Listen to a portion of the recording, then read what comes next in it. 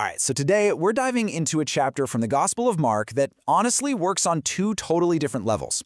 It kicks off with these simple, kind of cryptic stories for the crowds, but it ends with this private, terrifying display of power over nature itself. It's a journey from metaphor to raw, undeniable authority.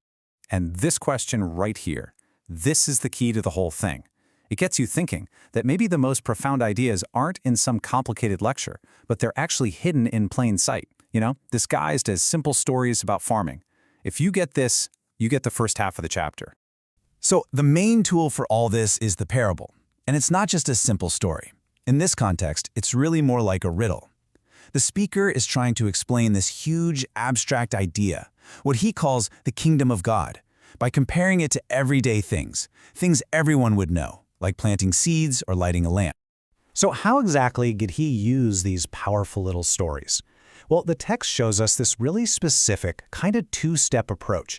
Jesus talks to the big crowds almost entirely in these riddles, but then later he pulls his inner circle aside to explain what it all means. It's almost like a filter, right? It draws in the people who are curious enough to want to know more.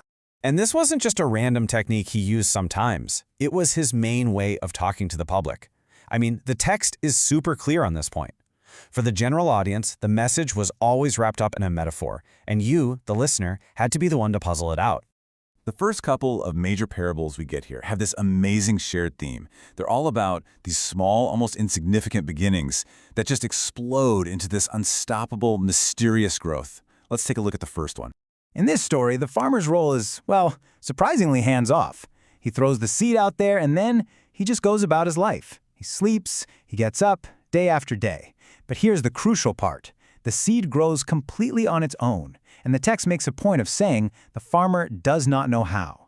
The whole process is automatic, it's mysterious, and it doesn't need his effort or even his understanding to work. And right after telling the story of baffling, self-sufficient growth, we get the punchline. This mysterious, unstoppable process. That is the first big comparison we get for what the kingdom of God is like.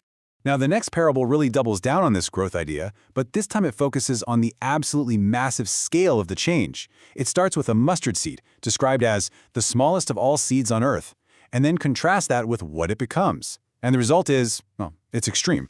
And get this, the final plant isn't just big, it's useful. It becomes this structure that's so large and sturdy that it actually provides shelter for birds.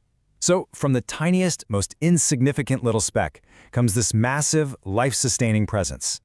Okay, so we have these mysterious stories of growth, but were they supposed to just stay mysterious forever? Well, the text pivots right here and makes it very clear. Hiding the truth is not the final goal. There's a principle of revelation at work. And to explain this, he uses another super simple, common sense analogy. He asks this rhetorical question. I mean, think about it. Why do you light a lamp? To see, right? So would you ever light a lamp and then immediately hide it?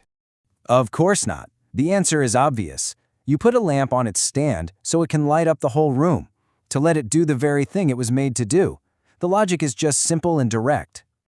And this right here, this is the key that unlocks the whole purpose of the parables. The truths that are hidden inside these stories, they aren't meant to be secrets forever. They're hidden for a reason, with the specific goal of one day being brought out into the light for everyone to see. But, there's a catch.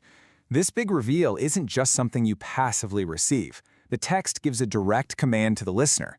To understand what's being revealed, you have to be actively listening, thinking carefully. The responsibility is put right on the audience to actually engage with the mystery.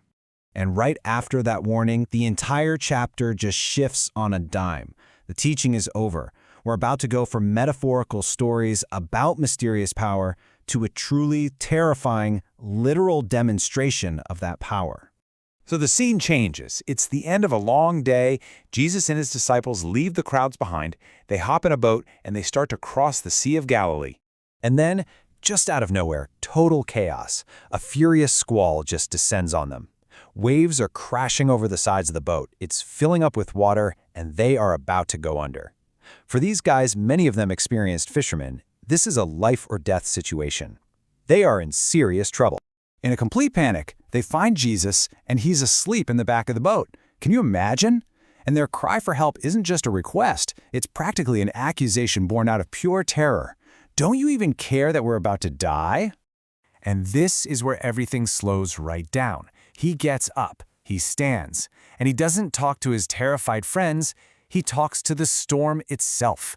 The text says he rebuked the wind, like he was scolding something that was misbehaving. The command is just 3 words. That's it. There's no big prayer, no struggle, just a direct, authoritative order given to the forces of nature. And the effect? It's instantaneous. It is absolute. The weather doesn't just get better. The text says it became completely calm. The raging storm just stops, gone, replaced by this sudden, profound silence on the water. Now you have to pay really close attention to what happens with the disciples' emotions here, because it's so important. During the deadly storm, they were afraid, but after they're saved, their fear doesn't go away. It gets way, way bigger. The text says they became terrified. They're not scared of the storm anymore. They are utterly terrified of the man in the boat with them. The whole event, really the entire chapter, has been building to this moment. All those parables, they just hinted at some mysterious, hidden power. But the storm revealed it. And the chapter doesn't end with a nice, tidy answer. It ends with a single, awe-filled question just hanging over the silent water. And this is where the source material leaves us.